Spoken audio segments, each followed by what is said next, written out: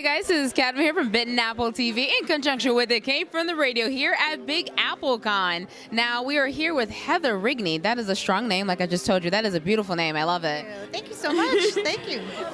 What I want to know is, first of all, your cover has a mermaid's tail and there's some blood. I mean, what that sounds like? That doesn't sound like the mermaid we're thinking of. It sounds like a real siren. So I need to know. Obviously, all the books I'm holding because I love it dearly.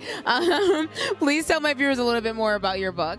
Sure. My book is about a merrow, which is Gaelic for mermaid, and I was inspired by Yeats's collection of Irish fairy and folk tales, which has a whole section on merrow in it.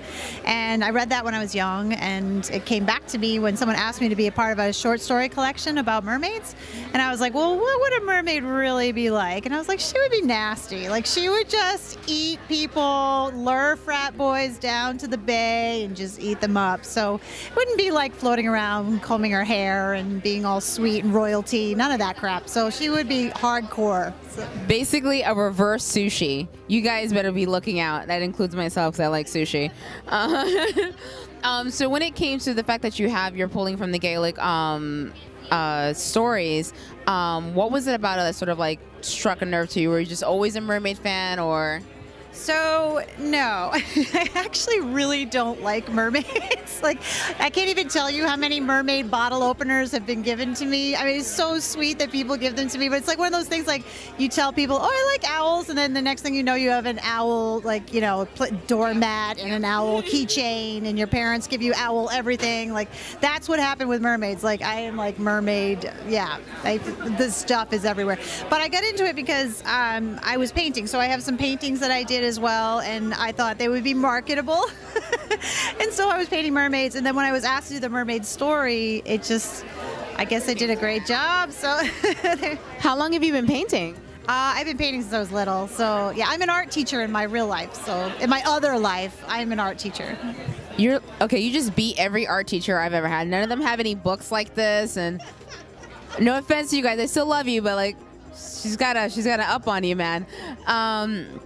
So when it comes to like writing about your protagonist, what kind of adventures can people look forward to in your trilogy? Okay. Uh-oh. So my protagonist, are you ready? Her name is Evie McFagan, and she is an alcoholic, functioning alcoholic, funeral director / mother / hot mess. So she just doesn't care. She's just like trying to keep her together, trying to like get through the day. She sounds like all of us. Oh yeah, it's funny, when I've done like 15 or 16 book club groups, and you can tell, like, some of the women are like, oh, I want to hang out with her. Like, I love her. She seems like a good time, which she is. And then other people are like,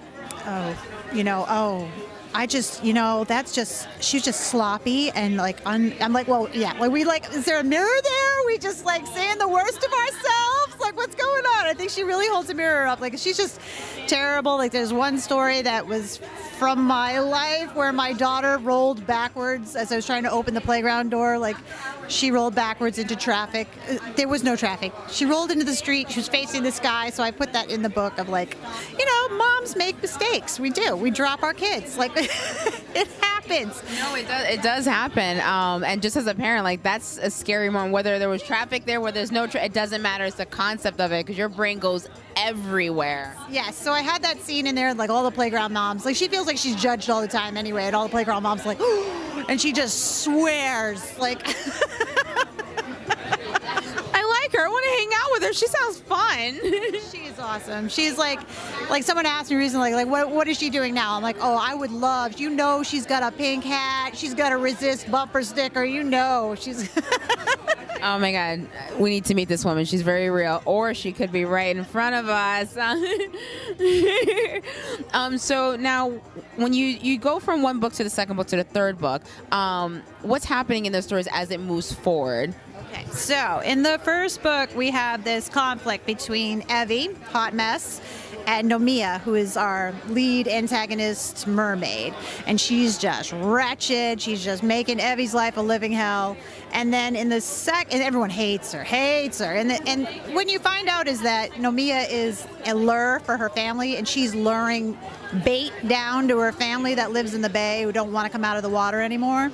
So, like, you find out, like, you kind of feel bad for her, but most people are like, no, she's wretched. But in the second book, you find the backstory of how she became the lure, what her family dynamics are. And I bring in a lot more folklore from Europe. So I really did a lot of research about different types of merfolk in Europe and kind of brought that in to kind of make it a little bit richer. And I go back in time and so all this stuff. So that's book 2. And then in book 3, there is an establishment in Rhode Island where if you have a lot of money, you can pretty much get whatever you want at this establishment. And they have captured a mermaid, like, as one of their exhibits. So, yes. It almost sounds so real that I'm like, yeah, no, I could totally picture some elitist going, look what I've caught. Like, Really? Like, if you had all the money, like, and you would just be bored by things, you would have to go pretty far to get your yayas in. But like, no, that's right on point. So for those who are obviously falling in love with the story as much as I am, and they want to know, like, where can they find you, what's going on in your books, besides obviously being an awesome art teacher, you students better be paying attention. Your teacher's awesome. I just want to throw that out there. so you can find me at heatherrigney.com, but my books are on Amazon and Barnes & Noble, and I'm on all the social media channels, but mostly you can find me on Instagram at Mermaids Love Sushi. I love that name. Thank you so much. Thank you. And this is the trilogy you guys really want to sink your teeth into. And be mindful when you go to the beach this summer. Thank you so much. Thank you so much. Bye.